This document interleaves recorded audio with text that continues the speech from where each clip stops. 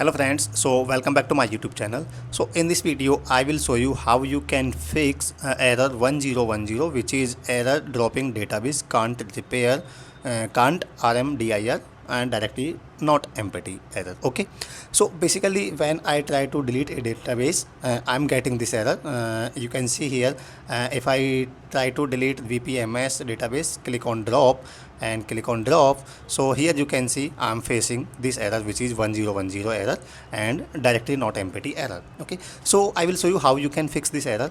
It's very simple. You have to simply go to C directory, or the directory where you have installed your gem server.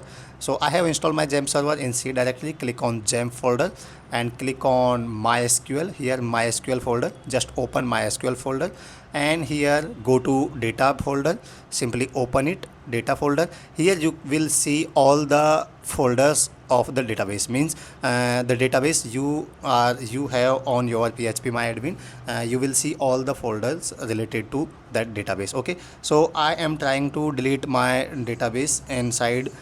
Here you can see I am trying to delete the vpms database. Okay, so here I will search the folder called vpms. Here you can see I have folder of my database, that is vpms. So simply go to vpms folder.